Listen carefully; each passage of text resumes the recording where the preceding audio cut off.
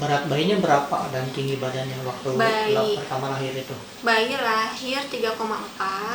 Dalam keadaan panggul aku yang sempit, alhamdulillah bisa normal, dan tingginya 52 cm. Jenis kelaminnya laki-laki? Iya, jenis kelaminnya laki-laki. Baby boy? Baby boy, alhamdulillah. Soalnya direncanain. Oke, setelah melahirkan berarti sekarang udah berapa bulan? 1 bulan. 1 bulan lebih 4 hari. Nah, kira-kira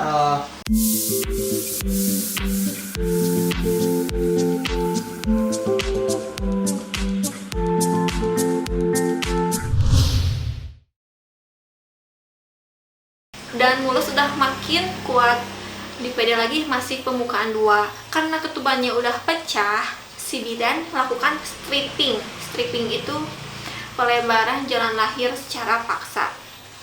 Dilebarin, ya ampun itu sakit banget di stripping nyampe menjerit-jerit. nah, jadi kira-kira kalau dari awal sampai akhir itu berapa hari kira-kira teh bisa diceritakan? Awal sampai akhir, dari awal merasa hari di rumah itu merasa mules sampai akhirnya bisa keluar dengan lancar gitu. cuma 4 hari. Padahal ya sudah konsep gitu, mau lahirannya kayak gini, mau bersalin di sini dengan hypnobirthing, malah udah ngedownload aplikasi berbayar buat hypnobirthing biar proses bersalinnya nggak sakit gitu, nggak nyeri. Terus aku juga rutin banget buat senam hamil, makan nutrisi yang baik biar ya itu proses bersalinnya dengan salah satunya proses bersalinnya lancar gitu, nggak ada tindakan-tindakan, nggak ada penyedot apapun. Tapi ya qadarullah, mungkin Allah berkehendak lain. Tapi ya alhamdulillahnya semua perjuangan rasa nyeri hilang dengan bertemunya bayi. Apalagi kalau bayinya sehat. Kira-kira setelah melahirkan itu langsung pulang atau berapa hari di rumah sakit dulu gitu? Paginya siangnya pukul 12 langsung pulang. Karena dokter juga melihat emang si jahitannya rapi, nggak ada perdarahan pada saat postpartumnya. Terus si bayinya juga sehat, jadi boleh pulang hari itu juga. Berat bayinya berapa dan tinggi badannya waktu pertama lahir itu? Bayi lahir 3,4. Dalam keadaan panggul aku yang sempit, alhamdulillah bisa normal, dan tingginya 52 cm. Jenis kelaminnya laki-laki? Iya, jenis kelaminnya laki-laki. Baby boy? Baby boy, alhamdulillah. Soalnya direncanain. Oke, setelah melahirkan berarti sekarang udah berapa bulan? 1 bulan. 1 bulan lebih 4 hari. Nah, kira-kira ada nggak sih tips untuk bunda yang setelah melahirkan, tips supaya cepat pemulihan? Seperti apa kira-kira? Kalau pemulihan aku sih yang pertama harus happy. Ibu nifas nggak boleh sedih, nggak boleh stres, dan perlu dukungan dari keluarga. Yang pertama pokoknya harus happy aja. Yang kedua, makan apa aja jangan dipantang, karena memang ibu nifas nggak ada pantangan makanan, kecuali kalau misalkan dari riwayat penyakit itu lain hal. Kalau ibu bersalin nggak ada makanan pantangan, mau makan bakso ya makan aja gitu. Tapi ingat juga untuk proses pemulihan ibu harus perbanyak makan sayur, buah, kacang-kacangan, perbanyak minum apalagi. Terus daging merah, telur yang mengandung banyak protein supaya mengganti sel-sel yang rusak. Terus setelah itu ibu bersalin gak boleh diem aja, jadi ada tuh senam nifas. Kalau misalkan ibu nggak tahu senam nifas, bisa lihat di YouTube, atau enggak ibu bisa olahraga ringan dengan jalan kaki gitu. Terus jangan stres dengan tangisan bayi ini, apalagi bayi itu normal kalau sering nangis. Itu kata dokter waktu aku bersalin, dokternya bilang jangan stres kalau bayinya menangis, karena stres, karena nangisnya yang bayi itu olahraga untuk jantungnya, untuk kesehatan jantungnya gitu. Selanjutnya teh setelah bersalin itu masih ke rumah sakit untuk check up atau kayak gimana? Iya, waktu terakhir diperiksa dokternya bilang 4 hari atau 5 hari harus kontrol lagi ke sini. Tapi dengan antusias aku bilang gini, Dok kalau misalkan nggak kesini nggak apa-apa kan? Oh ya nggak apa-apa, boleh ke klinik atau ke bidan, ke tempat yang lain boleh. Alhamdulillah, karena itu jujur ya, karena banyak tindakan dan ada trauma, jadi nggak mau kesana lagi gitu. Dan nih tadi kan waktu proses bersalin aku marah-marah ya, harus banyak marah-marahnya ke bidan, karena jujur ya ketika bersalin tuh rasanya waktu kemarin pengen makan bidan-bidannya di sana gitu, tapi ternyata itu tuh tindakan yang gak benar, yang salah. Nah akhirnya karena udah sadar tuh itu gak benar, itu salah, akhirnya aku minta maaf tuh sama bidan-bidan, sama dokternya. Maaf karena udah marah-marah, udah meronta-ronta, udah mijah gitu, nggak bisa diem. Dan si dokternya juga memaafkan sih, nggak tahu ya.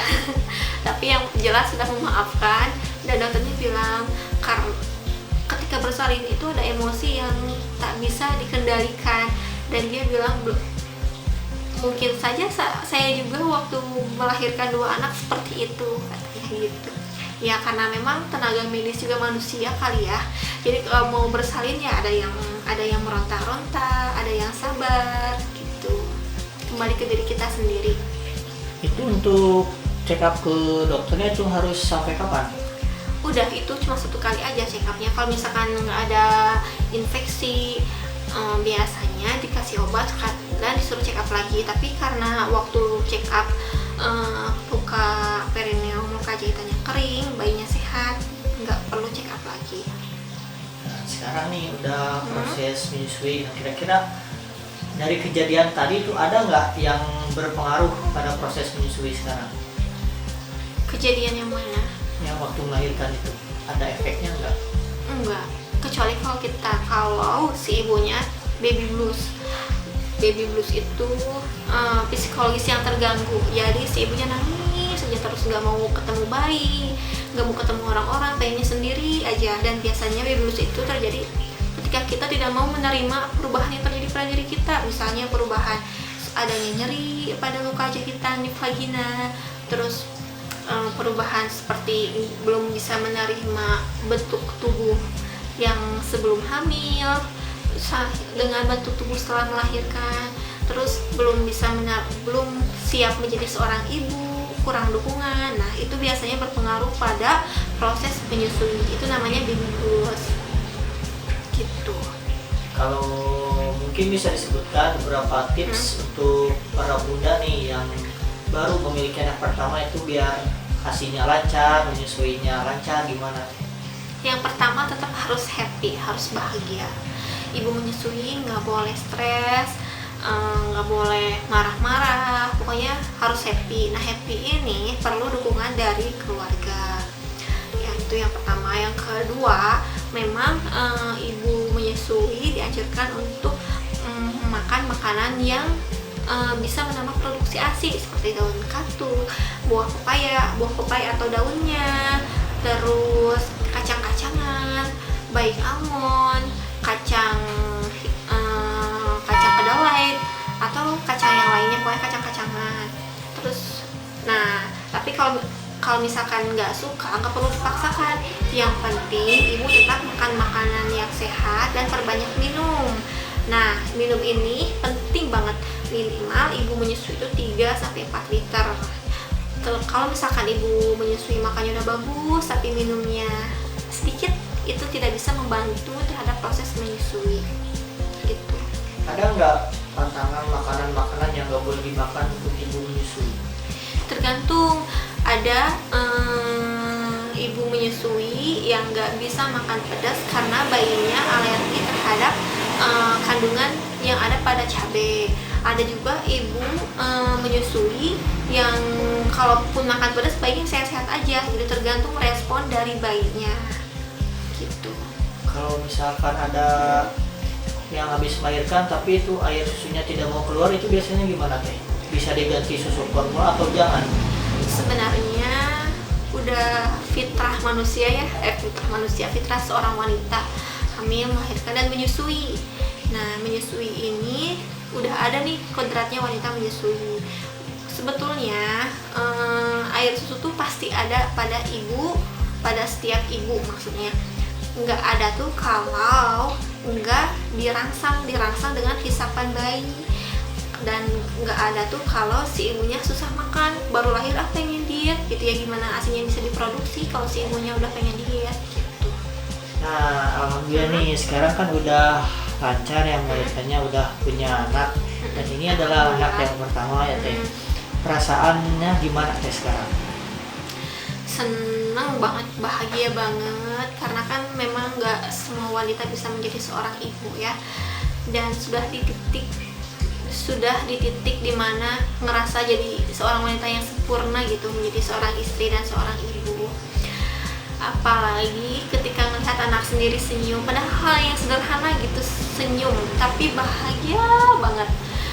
Terus kalau misalkan capek dengan aktivitas sehari-hari, lihat anak jadi nggak capek, jadi pulih kembali. Terus kalau misalkan pergi-pergian, ingatnya ke anak aja, kalau misalkan anak yang nggak dibawa, pokoknya bahagianya tidak bisa tergambarkan, itu bahagia sekali. Mungkin ada pesan-pesan untuk para bunda-bunda atau calon-calon bunda? Pesan-pesannya calon-calon bunda. Nah, jadi seorang ibu itu kan nggak ada belajarnya ya. Kalau misalkan kita ngerasa tuh bahwa kita nggak bener perlakuan kita ke bayi, kadang kalau misalkan kesel suka ngungkapin keselnya ke baby, kenapa sih nangis terus sih, kenapa sih ini terus. Nyesel boleh, tapi jangan terlalu gimana gitu, ngerasa jadi ibu yang nggak bener, enggak, karena sampai detik ini pun nggak ada ibu yang sempurna. Nah, kalaupun nanti kalian menjadi seorang ibu, lalu bayinya menangis, rewel terus kalian kesel, mengungkapkan rasa kesel ke bayinya, itu kan tindakan yang salah. Jangan terlalu menyalahkan diri sendiri gitu. Misalkan aku tuh ibu yang nggak benar, aku tuh jadi bikin kita terpuruk gitu. Enggak, karena kan menjadi seorang ibu tuh nggak ada belajarnya, nggak ada sekolahnya, maksudnya nggak ada sekolahnya. Lambat laun belajar sedikit demi sedikit. Nah, itulah tadi cerita kronologis persalinan aku ngelahirin Alfa.